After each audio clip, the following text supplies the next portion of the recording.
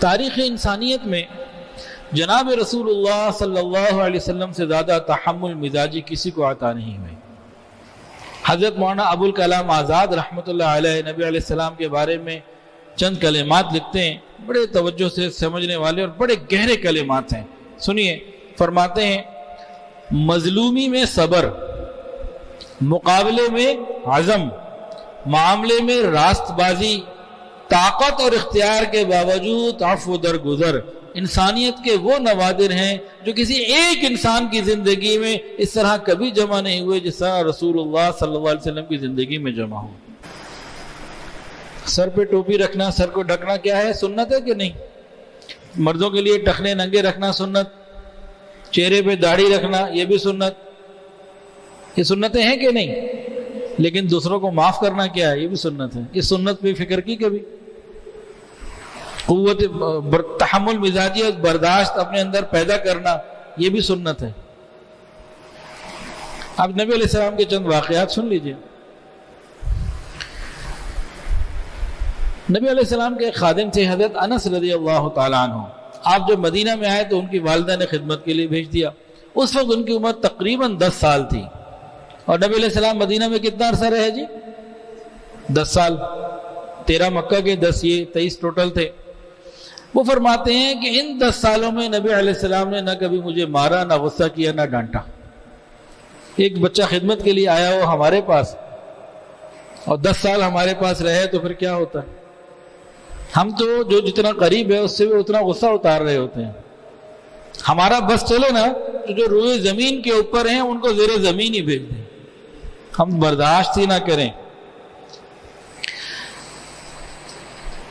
مدینہ طیبہ میں اس زمانے میں ایک اصول تھا کہ درخت کے اوپر چڑھ کر، کسی کے کھجور کے درخت کے اوپر چڑھ کر بغیر اس کی اجازت سے کھجور توڑ کے کھا لینا یہ منع تھا۔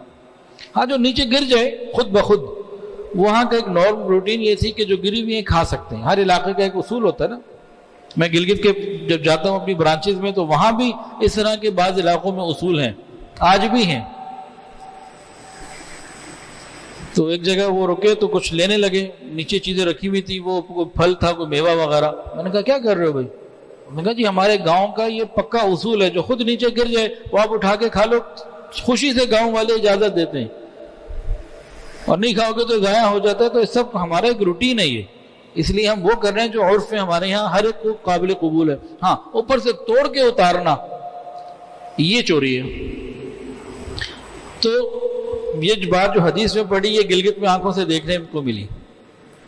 خیر تو اس زمانے میں بھی یہی تھا، لیکن ایک نوجوان تھا، وہ اکثر غلطی سے جو ہے نا بس جذبات آئے، اچھی سی کھجور نظر آئی، مزہ تھا، وہ جمپ لگائی، اوپر گئے، کھا لی۔ ایک دن ایک مالک نے پکڑ لیا اور پکڑ کے نبی علیہ السلام کے پاس لے آیا۔ اب یہ تو سمجھ رہا تھا کہ نبی علیہ السلام غصہ بھی کریں گے، میرا تو ہاتھ کٹ گئے۔ بڑا خوفزدہ حالت میں نبی علیہ السلام کے پاس آیا۔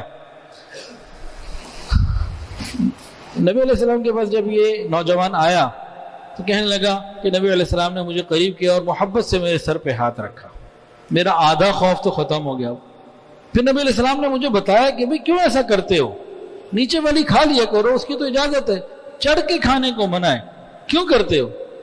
نوجوان معذرت کے ساتھ کہنے لگا بس غلطی ہو گئی، بھوک ایسی لگتی ہے کہ بس چڑھ جاتا ہوں، آئندہ نہیں کروں گا، بس مجھے معاف کر دیں، آئندہ کبھی نہیں کروں گا۔ تو نبی علیہ السلام نے اس کے لیے دعا کی، اے اللہ اس نوجوان کے فقر کو ختم فرما اور اس کو معاف فرما۔ وہ نوجوان کہتے ہیں کہ اس کے بعد کبھی میں نے کسی کی کھجور کی طرف اس طرح نظر ہی نہ ڈالی۔ تو نرمی اور محبت سے بڑے بڑے مسئلے حل ہو گئے۔ تو ہمیں بھی اپنانے کی ضرورت ہے ان باتوں کو۔